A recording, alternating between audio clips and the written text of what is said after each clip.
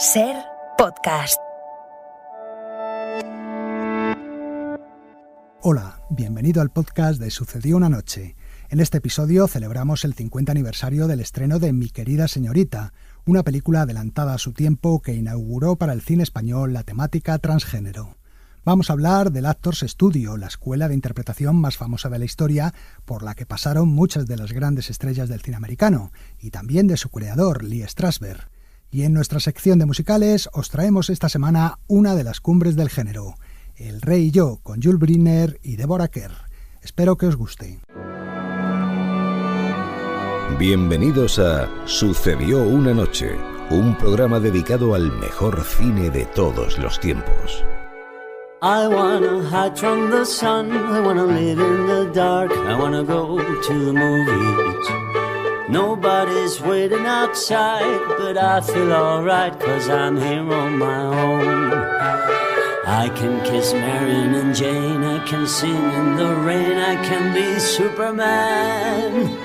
I'll never come out again.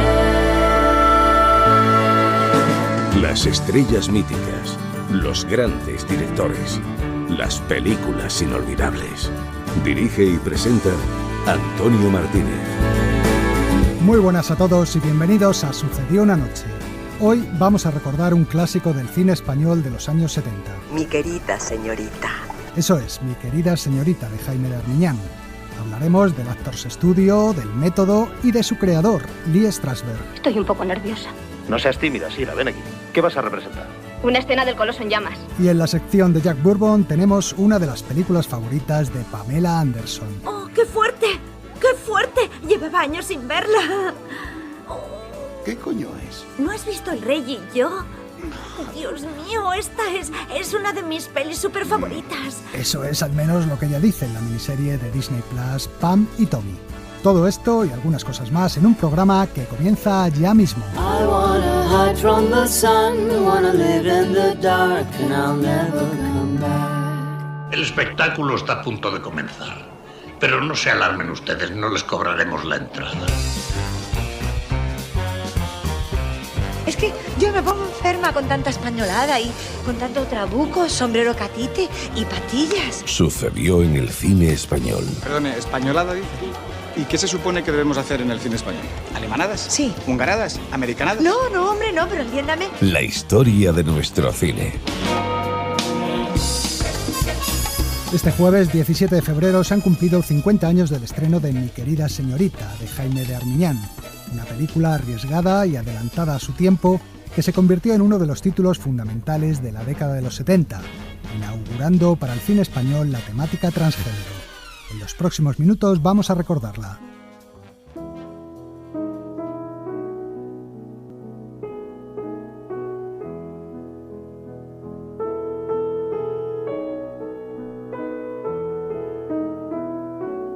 Fue la película española más taquillera de 1972. Casi 2 millones de españoles acudieron a las salas a ver Mi querida señorita, atraídos por el morbo de ver al popularísimo José Luis López Vázquez caracterizado como una mujer. No sé si soy una mujer normal. ¿Has tenido alguna vez contacto físico con una mujer? No. Dios me libre. ¿Y con un hombre? Tampoco. ¿Qué edad tienes? 43. Sería mejor que consultases a un médico. Pero superada la sorpresa de ver al actor como una señora, lo que el espectador se encontraba era una historia seria y muy sentida sobre la inadaptación y la soledad. A mí nunca me habían interesado los hombres. Sentía hacia ellos una especie de miedo o de aversión. Creía que era envidia porque todas mis amigas se casaban y yo seguía soltera. Pero ahora un hombre me ha pedido que me case con él. Te conviene, Adela. Te realizarás física y espiritualmente. No lo sé. Jaime de Armiñán y José Luis Borau escribieron a medias un guión que se alejaba completamente del cine popular del que ellos venían y que abordaba una historia muy arriesgada para su tiempo, una historia sobre un conflicto de identidad de género. Jaime de Armiñán. ¿Quién puede ser doña Adela, la señorita? Pues no sé, pues aquí no hay actores para eso. Alguien que el público se lo crea, alguien que sea dramático, porque es una historia dramática, pero al mismo tiempo es cómica. Y entonces dijimos, José Luis López Vázquez. López Vázquez aceptó el encargo mientras Armiñán y Borau reescribían una y otra vez la historia para conseguir que la censura aprobara el guión. Y seguimos haciendo versiones, porque creo que hay 7 versiones distintas de Mi querida señorita. El guión fue aprobado, pero poco antes de comenzar el rodaje se encontraron con que López Vázquez se echaba para atrás. No se atrevía a hacer una película vestido con falda, tacones y peluca. ¿Por qué te escapaste? Porque no sentía seguridad en nada y tenía miedo. ¿Miedo a qué? Soy un hombre. ¿Qué pretendes ahora? ¿Comprometernos a todos? Le entró miedo y 8 o 10 días antes de empezar el rodaje decidió que no iba a hacer Mi querida señorita, con lo cual nosotros dijimos, pues que no la hagan. Si no la hacen, no se podía hacer la película porque era imposible cambiarlo. Dijimos, pues no hacemos la película. Y entonces José Luis a los 3 o 4 días rectificó y nos llamaba para tratar de contarnos que sí quería hacer Mi querida señorita, y entonces no nos poníamos al teléfono, ni José Luis Borau ni yo, hasta que ya por fin nos reunimos y quedamos en que se iniciaba el rodaje. Para acabar de animarle, Armiñán le pidió que se vistiera como el personaje y que fuera con él a tomar un café a un bar. Cuando el camarero no le reconoció, el actor se convenció definitivamente de que aquella señora tan poco agraciada que veía en el espejo podía dar el pego. La belleza no es todo. Es mucho más importante. ¿Cómo se dice? ¿El sex appeal? Eso. El lado espiritual.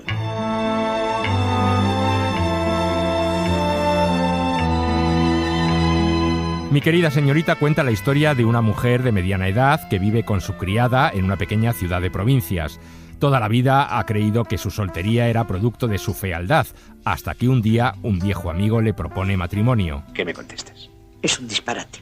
Estas cosas, a mis años, yo nunca he tenido novio. A mí nunca me ha querido nadie. Porque los hombres son idiotas, Adela. Y no me excluyo. Déjame pensarlo. Es entonces cuando decide enfrentarse a las dudas que le han acompañado desde siempre y viaja a Madrid para consultar con un médico. Le agradeceré que me hable sin rodeos. Yo soy una mujer fuerte y valiente. Ya lo sé. Y tienes razón en todo, excepto en una cosa. Es usted fuerte y valiente, pero no es usted una mujer. No lo es. A partir de entonces decide asumir su verdadera identidad y comenzar una nueva vida lejos de su ciudad. ¿Nombre? Juan Castro Molina. Sexo, varón. ¿Edad? 43. ¿Estado? Soltero. En 1972 el franquismo vivía por entonces sus últimos años, pero todavía estaba vigente y es algo que se ve claramente en la película. La férrea organización social, la represión sexual o el papel poco relevante reservado a la mujer en la sociedad. Ese novio no me gusta para ti. No es un novio. ¿Qué es entonces? Un amigo como los otros. Más a mi favor. Resérvate para el matrimonio con un hombre bueno y honrado. Y abróchate. El cine español abordaba por primera vez un conflicto de identidad de género y lo hacía con gran delicadeza y respeto, con un López Vázquez que se alejaba del clásico papel histriónico y afectado que los personajes travestidos solían representar en las películas. Usted no me conoce. Eso es lo malo, que no le conocemos. Lo del dinero aún puede esperar. Pero hay ciertas cosas, por muy modernas que parezcan, con las que no estamos de acuerdo. Y de gracias que no avisemos al 091. Borau y Armiñán consiguieron evitar la censura a base de sobriedad. Al final, solo tuvieron que cortar un plano de una escena con Mónica Randall. ¿Te da vergüenza mirarme? Ven aquí. Apague la luz. Pues lo único que cortó la censura fue el momento que se está desnudando López Vázquez, quitándose los calcetines sin atreverse a mirar, y por detrás está ella, pero a 4 o 5 metros. Y se quita un sostén y se le ve el pecho. 5 segundos. Pues eso era el único plano que cortó la censura.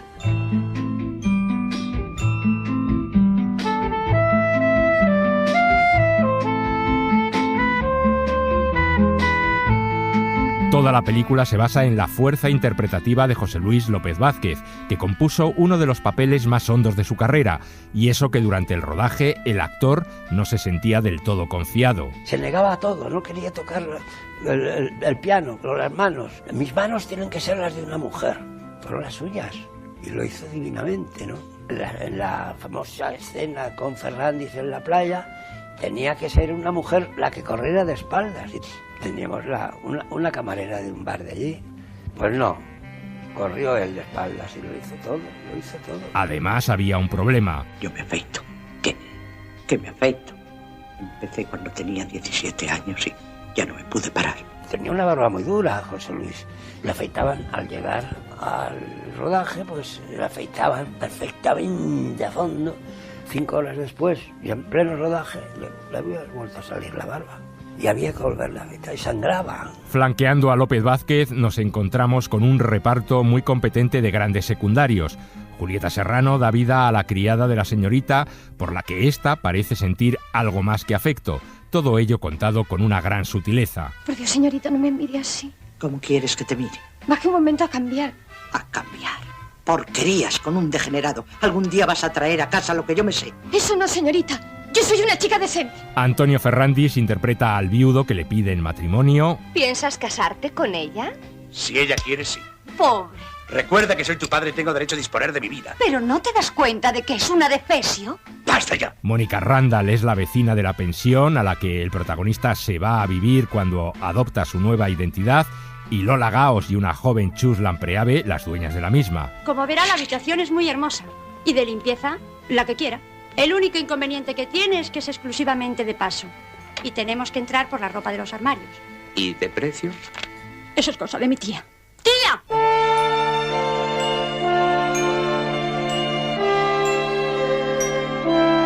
Mi querida señorita fue un éxito inesperado de público y fue nominada al Oscar a la mejor película de habla no inglesa. Oscar que ese año ganaría Luis Buñuel con la producción francesa El discreto encanto de la burguesía. En Hollywood, Armiñán conoció a Frank Capra, a Billy Wilder o a George Cukor, que se deshicieron en elogios hacia la película y en especial hacia el trabajo de José Luis López Vázquez. Realmente Cukor me dijo, yo nunca he visto una interpretación igual a este. Este es el mejor actor que hay ahora en el mundo. Eso me lo dijo a mí. Cukor estaba tan entusiasmado con él que le propuso al actor que se quedara en Hollywood para iniciar una carrera en el cine americano. Lo primero que le propuso a López Vázquez fue que se quedara en Los Ángeles 2 años para aprender inglés y ir a clase de inglés. Y le ofreció hacerle una película a Cukor de protagonista. Y López Vázquez se quedó horrorizado. Me gustaba mucho el dinero, pero se quedó horrorizado. Digo, ¿qué hago yo en Los Ángeles aprendiendo? Y salió corriendo y se marchó a Madrid. Del miedo que le dio. Cukor al menos pudo darle un pequeño papel al año siguiente en su película Viajes con mi tía, protagonizada por Maggie Smith. Eso sí, López Vázquez rodó sus escenas en Madrid y en español. Mi querida señorita se ha convertido en un clásico imprescindible de nuestro cine. Una película adelantada a su época que cuenta además con uno de los mejores finales que se recuerdan en el cine español. No os lo contamos. Os animamos a que lo descubráis vosotros mismos viendo esta película que 50 años después de su estreno todavía emociona y nos hace pensar.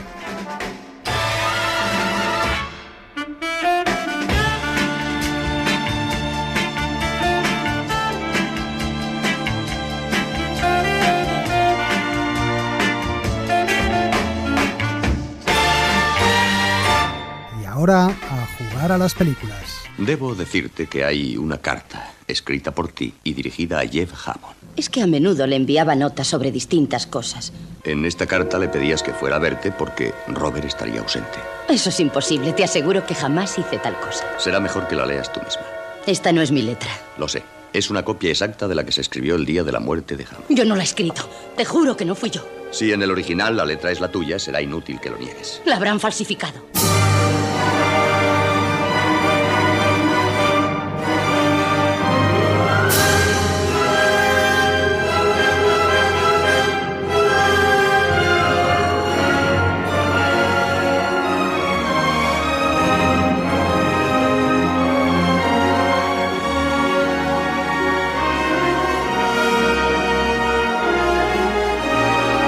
¿Dónde aprendiste a hacer eso?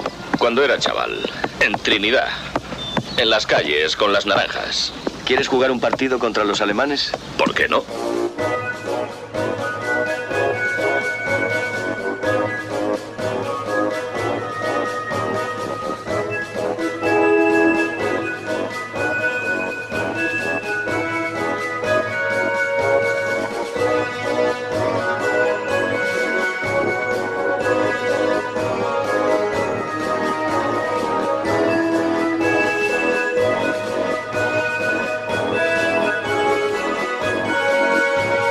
Nosotros nunca nos comeríamos a nadie, ¿verdad? No, claro que no. No importa el hambre que tuviéramos, aunque nos muriéramos de hambre. Ya estamos muertos de hambre. Porque somos de los buenos. Sí. Y llevamos el fuego. Sí.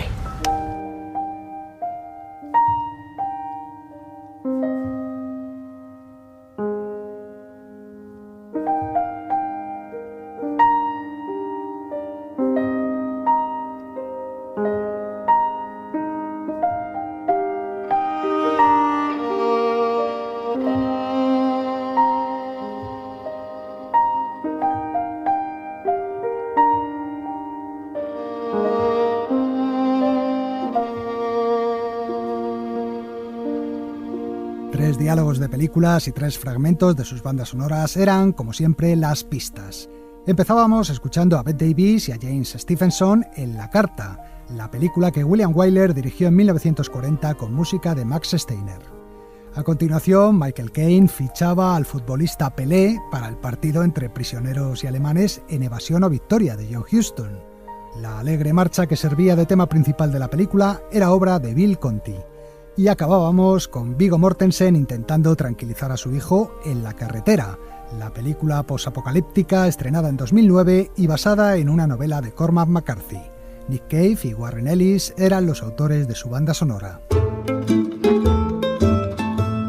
Dale un título y lo escribirá. Enciclopedia curiosa del cine. Parece más una bomba que un libro. El pasado jueves día 17 se cumplieron 40 años de la muerte de Lee Strasberg, actor, director teatral y sobre todo el profesor de interpretación más famoso de la historia al frente del Actors Studio, por el que pasaron muchas de las estrellas del cine americano. El capítulo de nuestra enciclopedia de hoy está dedicado a él. ¿Qué te hace pensar que le gustas a Dick Daddy, Maggie? La manera en que recorre mi cuerpo con su mirada cada vez que hablamos. Un viejo local de Manhattan. En el centro han habilitado un pequeño escenario y un patio de butacas donde se sienta algo de público. Unos actores interpretan sobre las tablas el fragmento de una obra. Cuando terminan, se vuelven hacia un señor algo mayor que el resto que se sienta en la primera fila. Pero bueno, ¿qué estabais intentando hacer? A partir de esa pregunta comienza el diálogo entre los asistentes. Un diálogo sobre la escena y cómo la han interpretado los actores. Yo creo que es una opinión, no quiero decir que tenga razón con ello, pero en mi entender, modestamente, Mary, te llamas Mary, ¿verdad? Sí. Me da la sensación, es una sensación, insisto, que Mary no llega a transmitir completamente. Los jóvenes hablan con timidez, como si les intimidara el hombre de la primera fila. Al final, ese señor se sube al escenario, coge un micrófono y empieza una disertación mientras el resto saca sus cuadernos y toma apuntes. Muy bien, amigos. Les voy a dar ahora mi opinión sobre este debate que acaba de producirse en el seno del grupo y que nos da pie a una interesantísima reflexión. ¿Hasta qué punto deben exteriorizarse los sentimientos profundos de los personajes? Los que representan la obra y el público son estudiantes. El viejo local es el Actors Studio y el hombre del micrófono se llama Lee Strasberg, una especie de gurú de la actuación. La forma de aprender y de entender la interpretación de Strasberg era conocida como el método. Habla de tus experiencias, sé sencillo, sé sincero, pero sobre todo, sé tú mismo. El método, o más bien el embrión del método, había nacido a principios del siglo XX en Rusia de la mano de Konstantin Stanislavski, actor y director de escena. La idea fundamental era que el actor no tenía que imitar los gestos o las características del personaje, sino sentir lo que ese personaje sentía. No interpretes nunca un papel que no sientas. No digas él o ella como la última semana cuando interpretaste Kitty. ¿Entendido? Si no sientes el papel, no puedes interpretarlo.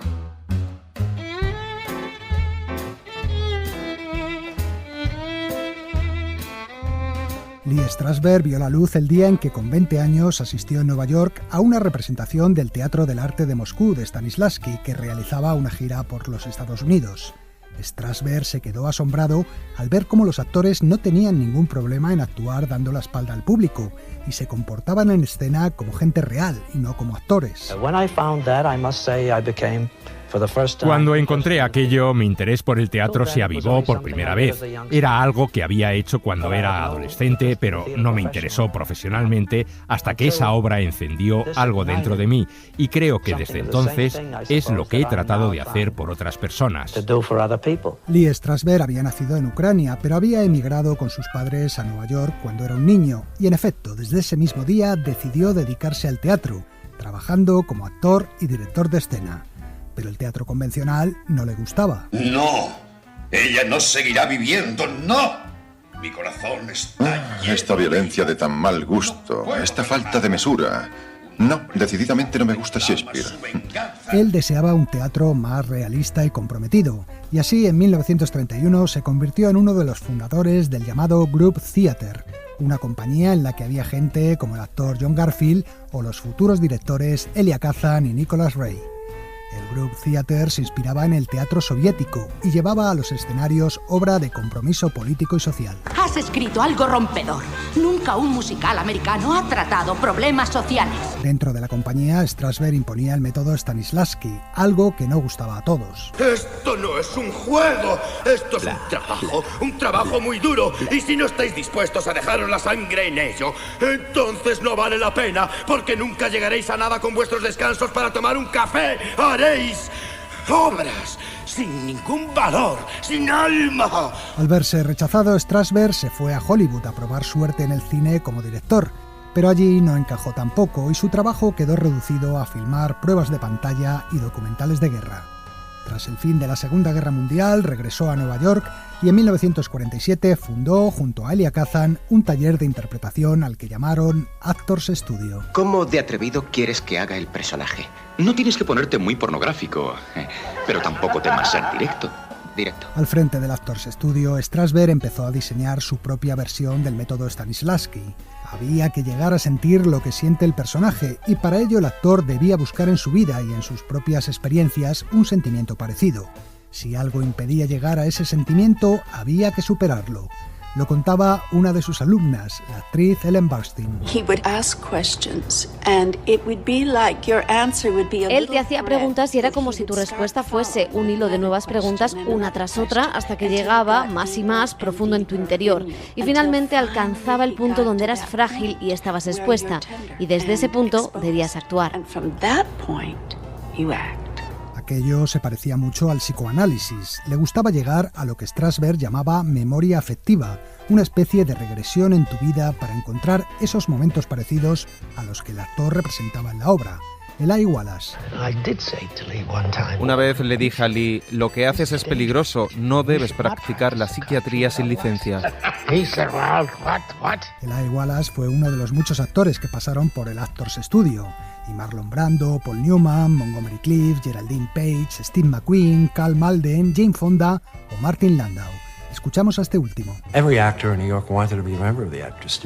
Todo actor en Nueva York quería pertenecer al Actors Studio. En el año en el que yo hice la audición para entrar, había unos 2.000 aspirantes. Steve McQueen y yo fuimos de los poquísimos aceptados. Nos sentíamos parte de algo nuevo y excitante. De hecho, había cierta energía especial que se sentía al entrar en la clase.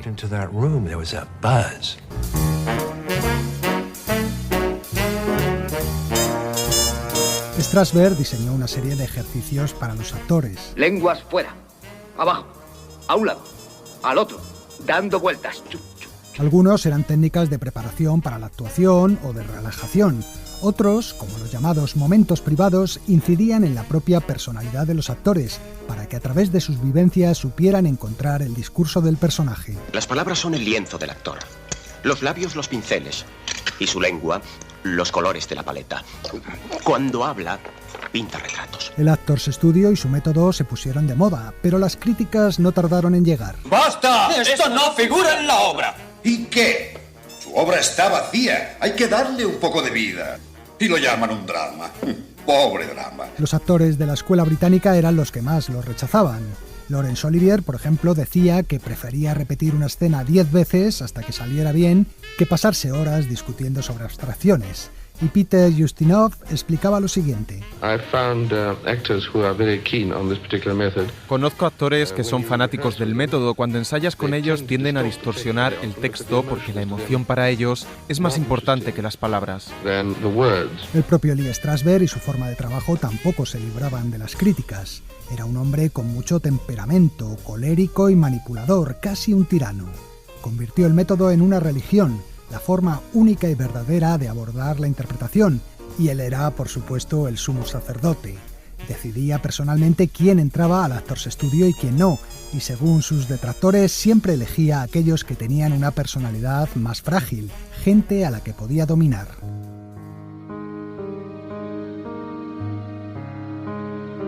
Marilyn Monroe fue, por ejemplo, una de sus favoritas, ante la sorpresa de muchos. Enseñar a Marilyn a actuar es como enseñar urdu a un maldito tejón. Strasberg no estaba de acuerdo, pensaba que su conocida niñez problemática había creado una poderosa reserva emocional que permitiría desatar todo su potencial dramático. Así lo recordaba el actor Ben Gazzara. Estaba almorzando con Lee en una cafetería y de repente me dice: tengo una idea, Ben, creo que tú y Marilyn seríais una pareja interesante en Macbeth. Tenía una salchicha en la boca y casi me ahogo al oír eso. Marilyn se sentaba a mi lado en clase y no soportaba oírla decir ni buenos días, así que no sabía cómo ella podía ser Lady Macbeth. Esa era la otra cara de Lee. Cuando se enamoraba se volvía ciego y estaba enamorado de esa chica. No quiero decir romántica o sexualmente, pero enamorado de alguna forma. Sentía que ella podía hacer cualquier cosa, pero en realidad no estaba preparada, y creo que eso confundió a Marilyn. Lo cierto es que la actuación de la actriz adquirió una profundidad nueva gracias a las enseñanzas de Strasberg. A partir de Bus Stop, la primera película que rodó tras unirse al Actors Studio, el público pudo ver a una Marilyn más introspectiva, que daría su mejor versión en Vidas Rebeldes de John Huston. ¿Por qué está tan triste? Creo que no he conocido una mujer más triste que usted. Es el primer hombre que me dice eso. Siempre han dicho que soy muy alegre. Paula Strasberg, la mujer de Lee, se convirtió en una especie de segunda madre para ella y la acompañaba a todos los rodajes, algo que disgustaba enormemente a los directores, ya que Marilyn solo atendía las instrucciones de Paula. Laurence Olivier, por ejemplo, que la dirigió en El Príncipe y la corista, llegó a desesperarse durante el rodaje. Creo que dirigir una película debe ser casi el mejor trabajo que jamás se ha inventado. Pero Marilyn me ha curado de querer hacerlo otra vez.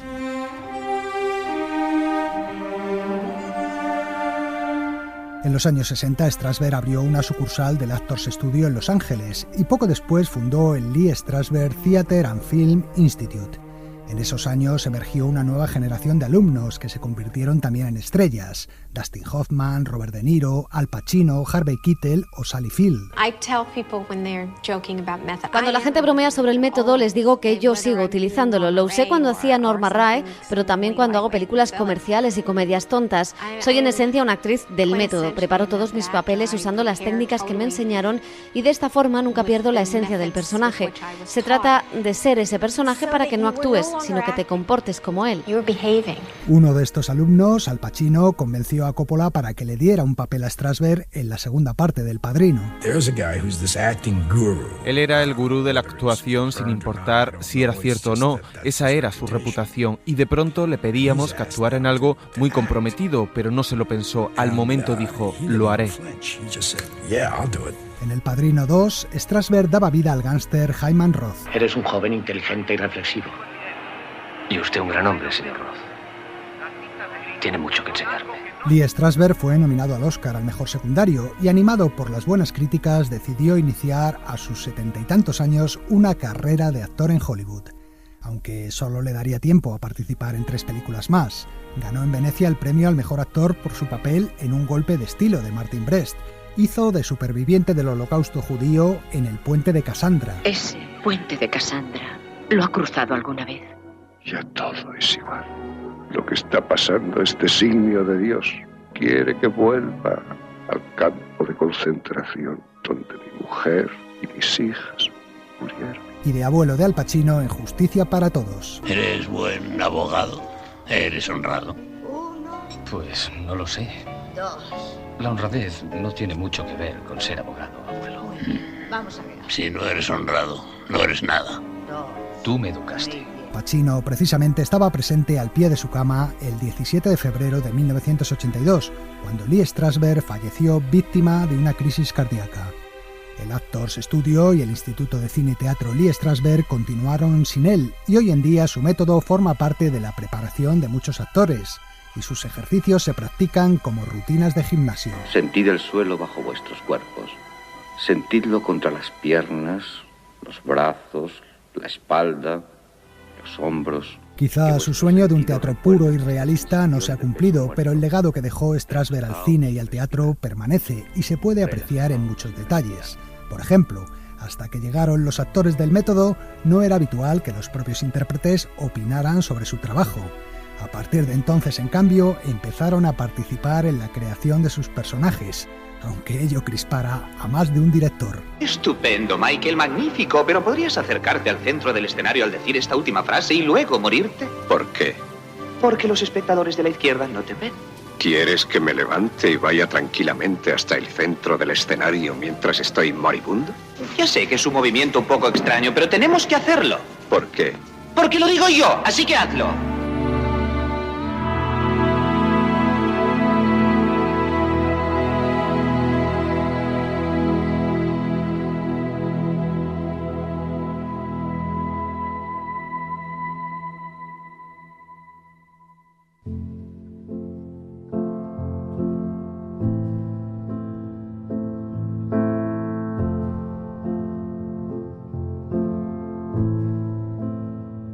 Have no fear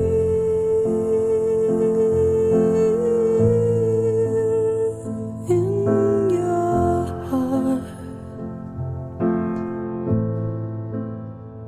though you feel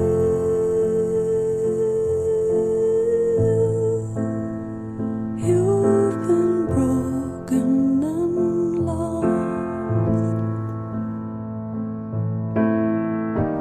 There's a world where we will meet up again.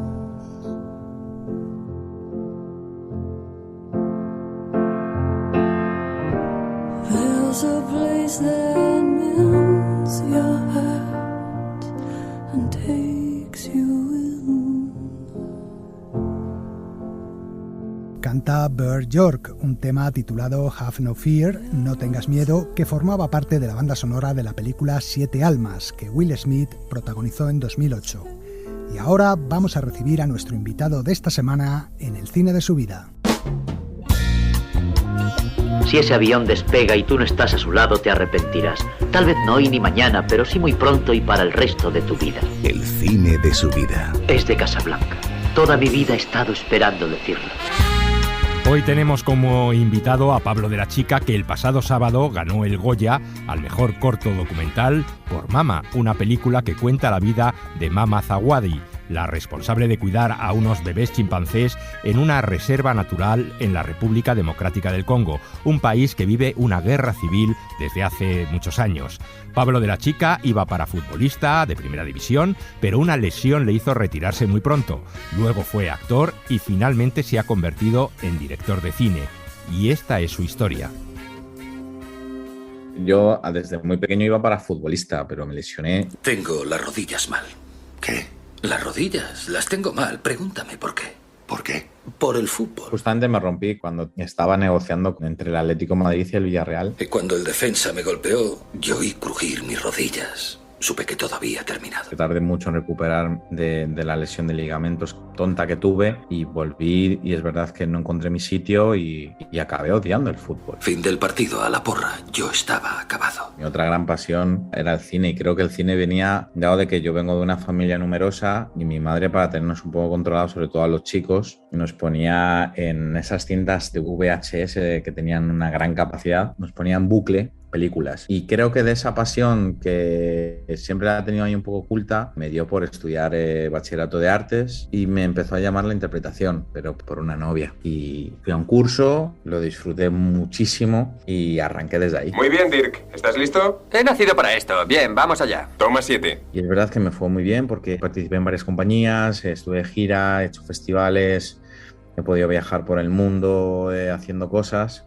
Y bueno, y tras conocer algunos sinsabores también de la industria audiovisual, los castings, lo de quedarte a las puertas de series como Juego de Tronos y algunas otras cosas, pues digamos que me refugié mucho en el teatro y acepté una oferta para irme a Estados Unidos y a Canadá, y ahí fue un poco el punto donde yo decidí, bueno, gracias a algunas conversaciones, pues decidí dar el salto a la dirección.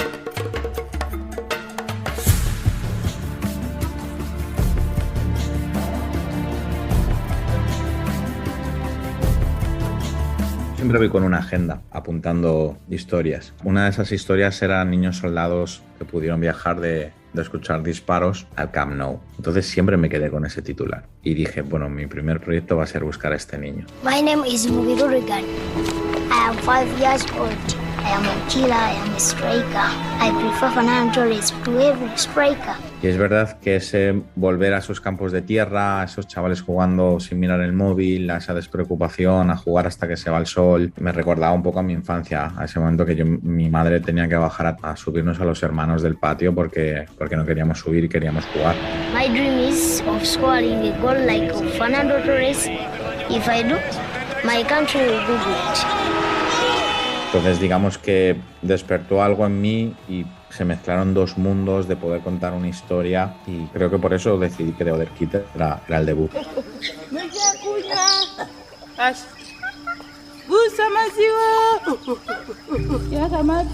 48 horas antes de iniciar el rodaje de The Other Kid, que justo estaba llegando el equipo, es cuando conozco a Lorena y Lorena me cuenta la historia de Mamá Sawadi. Y es esas historias que te la cuentan y dices, yo tengo que verlo con mis ojos y lo tengo que grabar.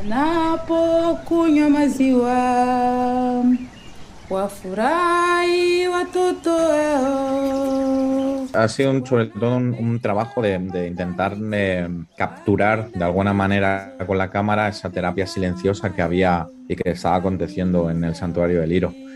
Y era muy bonito, era muy bonito el ver que de repente aparecía mamá, cambiaba la energía del lugar, los chimpancés bebés se comportaban de manera diferente, y el entender ese proceso mágico de alguna manera, que es la terapia que se produce a través simplemente de la constancia, del trabajo y del amor de mamá con los chimpancés, y de los chimpancés también siendo espejo de mamá. Creo que era el corazón del proyecto. El Santuario del Liro probablemente es uno de los santuarios más peligrosos del mundo. Es un poco por la situación que se vive entre Kivu Norte y Kivu Sur, que hay más de 100 grupos rebeldes activos. Y cuando digo activos, es que hacen incursiones en las comunidades, roban, matan, violan. Lidiar con eso todas las noches, esa tensión es muy complicado. La noche es extremadamente peligrosa y es una sensación que teníamos de ver también en los rostros de la gente cuando caía la tarde, que les cambiaba el rostro. Sabían que la noche trae unas consecuencias que siempre son terribles. La República Democrática del Congo es el país donde más rangers mueren. En Virunga, en Garamba, en Cauciviega, casi cada mes escuchamos casos de compañeros que han muerto. Y es verdad que era una sensación de muerte constante, de peligro, de pueden venir ahora y matarnos, pueden venir ahora y violar a las chicas. Y era una sensación que Lorena y Chaso y Mamá Sawadi viven a diario.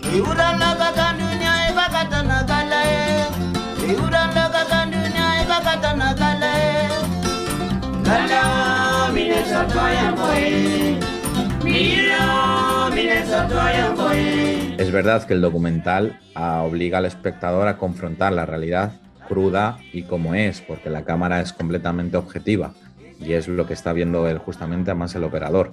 La ficción está modulada, en cierto modo, y está condicionada a muchísimos criterios financieros, de opiniones públicas, y digamos que en algún momento pues se desdibuja la realidad. Las fuerzas de paz solo se quedan hasta que se dan cuenta de que ya no ayudan a nadie. El gobierno solo quiere permanecer en el poder hasta haber robado lo suficiente para exiliarse en cualquier otro lugar, y los rebeldes no saben si quieren el poder. Tendrían que gobernar este desastre. En fin, EEA, ¿verdad, Ahmed? ¿EEA? ¿Qué es EEA? Esto es África. Pero lo importante es conservar también un poco el mensaje. Entonces hay a veces que la gente normal no va a ver un documental, pero ver una película que narra estas cosas creo que es igual de importante. porque luego cuando veas el documental, que es muchísimo más en profundidad, digamos que te está hablando del mismo tema. Creo en el compromiso de los grandes actores y grandes artistas en poder contar historias. Creo que eso es vital. El compromiso de los grandes altavoces mediáticos es vital para poder seguir haciendo este tipo de cine.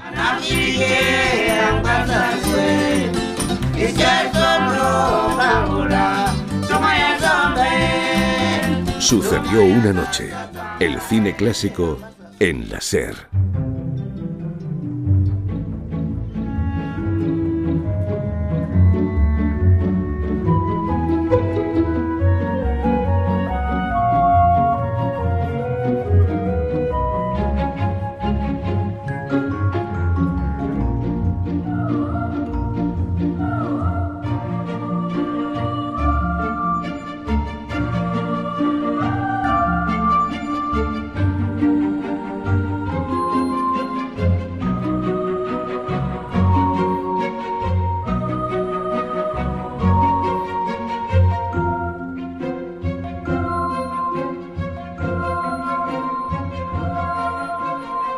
Este tema tiene el aire inconfundible del compositor Danny Elfman, el favorito de Tim Burton, pero en este caso no pertenece a una película suya, sino de Gus Van Sant.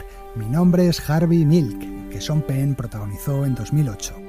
Y uno que haría un buen papel en una película tanto de Tim Burton como de Gus Van Sant sería nuestro Jack Bourbon. Jack Bourbon presenta... Por esto es por lo que vine a este mundo. Todo esto. Música, cantar, bailar. Aquellos bailes, aquellas canciones.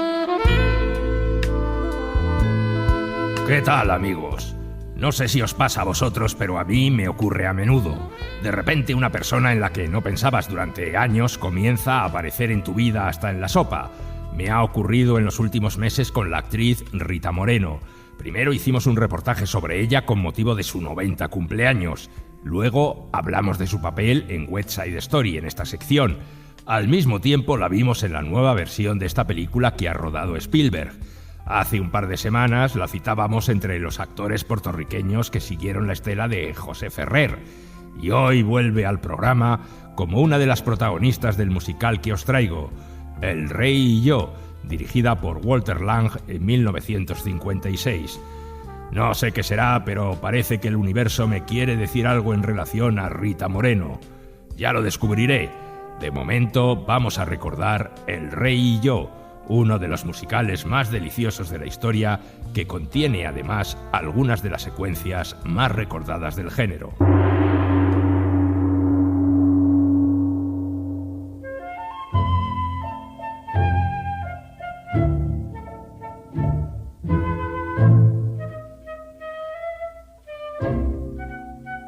En 1962, una mujer británica llamada Anna Leon Owens viajó con su hijo al lejano reino de Siam. Había sido contratada para dar clases de inglés a los hijos del rey Mongkut, un monarca que quería modernizar el país. A veces me pregunto si usted sabe lo que le espera. Una señora inglesa sola en un país como Siam. Eso no tiene ninguna importancia, capitán. He venido a hacer un trabajo y además el rey me ha prometido una casa donde vivir con mi hijo y educarle como hubiera deseado su padre. Anna Leon Owens pasó 5 años en Siam. Como curiosidad os diremos que fue tía abuela del actor Boris Karloff. De su estancia en ese reino del sudeste asiático se publicó una novela titulada Ana y el rey de Siam, que fue llevada al cine en una película dirigida en 1946 por John Cromwell y protagonizada por Irene Dunne y Rex Harrison. Su cabeza está más alta que la mía.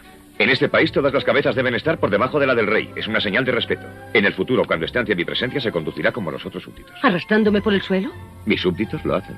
Pero, Majestad, yo no podría trabajar de esa manera. Y creo que cuando estemos a solas no sería necesario. Nadie podrá decir que no soy un hombre razonable. Te concedo ese gran favor. Gracias, Majestad. Fue la actriz de Broadway, Gertrude Lawrence, encandilada por esta película, la que convenció a los famosos compositores Richard Rodgers y Oscar Hammerstein II para que escribieran un musical inspirado en las vivencias de Anna que ella misma protagonizaría. El propio Oscar Hammerstein había descubierto en un teatro de mala muerte al que acabaría siendo el otro protagonista de ese musical, Jules Briner, un actor nacido en Rusia que había sido acróbata de circo y músico ambulante antes de llegar a los Estados Unidos en 1940 sin apenas hablar inglés. Sus rasgos orientales, que provenían de sus genes mongoles, su calva resplandeciente y el torso musculoso, le iban que ni pintados a su personaje de soberano de Siam. Yo soy rey, nací para serlo. Y Siam será gobernado a mi manera. No a manera inglesa, ni francesa, ni china. ¡A mi manera! La obra se estrenó en Broadway en 1951 con coreografías de Jerome Robbins y fue un éxito rotundo. Muy bueno. ¡El autor! ¡Que salga el autor! ¡El autor! Después de ese éxito, su salto al cine estaba cantado. Whenever I feel afraid, I hold my head erect and whistle a happy tune so no one will suspect I'm afraid. Charles Brackett, el guionista que había roto su asociación con Billy Wilder pocos años antes, hacía las veces de productor. El rey yo será importante. La verán millones de personas. Brackett quería una producción a lo grande y la Fox no escatimó recursos para la película. He de pagar 20 libras todos los meses. Muchísimo dinero. 20 libras inglesas. ¡Esterlinas! El Rey y yo planteaba el choque entre dos culturas y los problemas de adaptación del monarca y su prole a los métodos pedagógicos occidentales. Señora, por favor, ¿puede darme un libro en inglés para leer? Sí, claro, pero los tengo todavía en la maleta.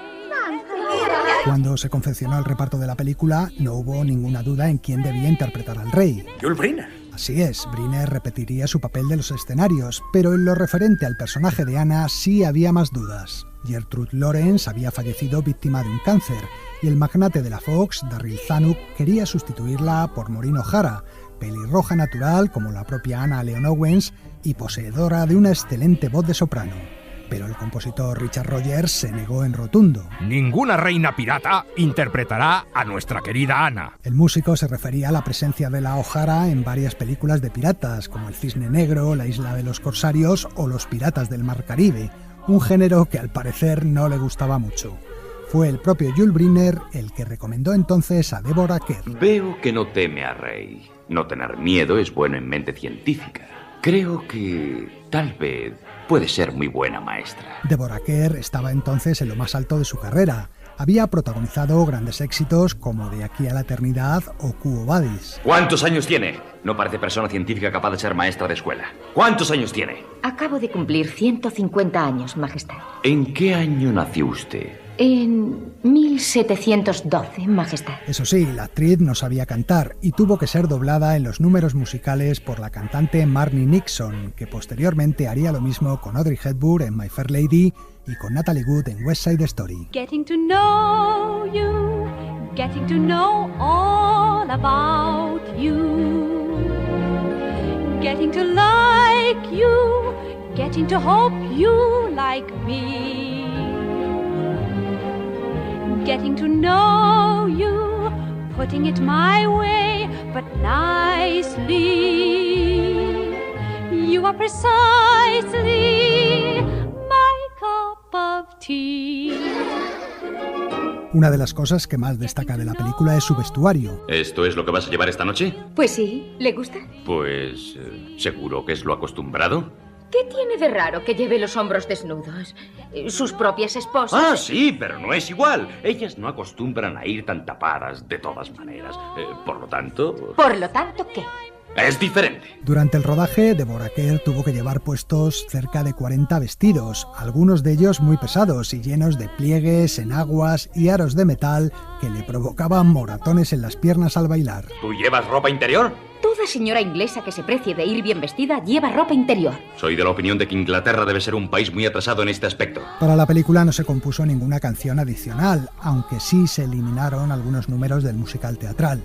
Sí se mantuvo, en cambio, la trama paralela del argumento. ¿Quién es Taptim? No es la protagonista. Taptim era una de las concubinas del rey que se fugaba con su amante gracias a la ayuda de Anna. No he hecho de menos mi casa, señora. No es eso. Es el amor que le tengo a una persona que no volveré a ver. Oh, pobrecita. Él es Lunta. Fue elegido para traerme aquí. Intentamos no enamorarnos, pero no pudimos evitarlo. Lo intentamos, de verdad. No le engaño, señora. No es fácil dejar de amar a un ser querido. Este personaje se le ofreció a Dorothy Dandridge, que acababa de hacer historia como la primera mujer afroamericana en ser nominada al Oscar a la mejor actriz por la película Carmen Jones. Sin embargo, Dorothy, aconsejada por su representante, rechazó el papel porque no quería interpretar a una esclava, ya que por entonces se la consideraba una heroína de la comunidad negra. Sanuk dice que Taptim es un buen papel. Está convencido de que me conviene mucho hacerlo. Las otras nominadas no tienen que interpretar a esclavas. Y el papel fue a parar entonces a la puertorriqueña Rita Moreno, a la que aludía antes Jack Bourbon. Y esta chica es un regalo de príncipe de Birmania. Acaba de llegar. Buenos días, señora. Me llamo Taptim. Yo puedo hablar en inglés. Y muy bien, además. La película contiene números musicales inolvidables, como la marcha de los niños siameses, este Getting to Know You, que suena de fondo, con el que la maestra enseña a sus alumnos, pero probablemente el más famoso sea Shall We Dance, una especie de polka que Ana y el rey bailan alegremente. Shall we dance on a bright cloud of music? Shall we fly? Shall we dance? Shall we then say goodnight and mean goodbye?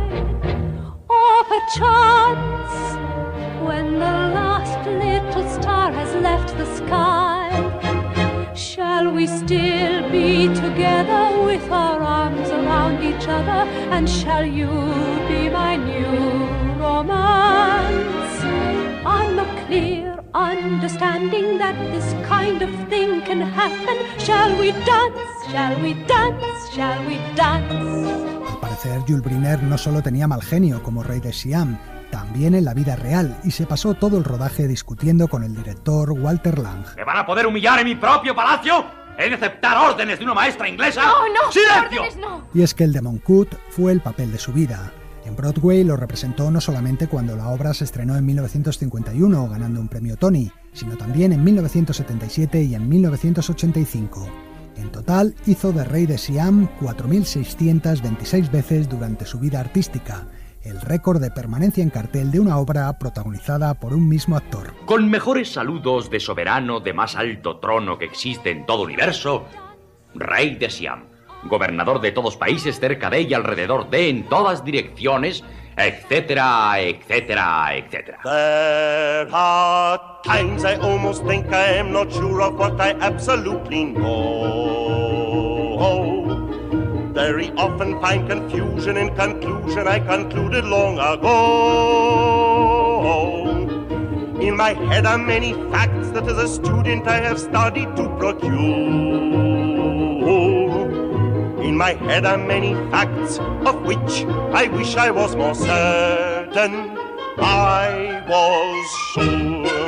El Rey Yo ganó 5 Oscars, entre ellos uno para Jules Briner como mejor actor y otro para la banda sonora, y fue un éxito en todo el mundo. Majestad, honorables invitados, permitan que les cuente el final de la historia. No, El Rey Yo no fue el final de la historia.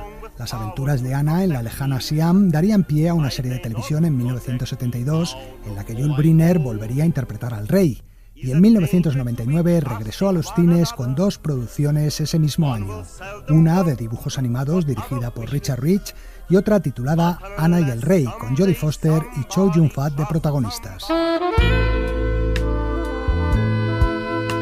El Rey Yo fue un éxito en todo el mundo menos en Tailandia, la antigua Siam, donde la película fue prohibida entonces y lo sigue estando, ya que las autoridades consideraban que se ridiculizaba a la monarquía de aquel país y en protesta por las numerosas inexactitudes históricas que tiene el film. Moncut reinó en Siam durante 17 años y le sucedió su hijo, uno de los alumnos de Ana, al que también vemos en la película, el príncipe Chulalongkorn, considerado uno de los mejores gobernantes de la historia del país. Fue este soberano y no su padre quien realmente abrió el camino para la modernización del país, mejoró las relaciones con Occidente y realizó muchas reformas sociales y culturales. En fin, amigos, hasta la semana que viene. Continuará. Termina el programa no sin antes despedirnos y presentaros la última canción. esa versión de un tema de cine con la que siempre cerramos Sucedió una noche. Es la británica Jessie Jake la que le da un toque dance a la canción de la película Orfeo Negro, Mañana de Carnaval. Y nada más, un saludo de Leo Castro y Antonio Martínez. ¡Chao!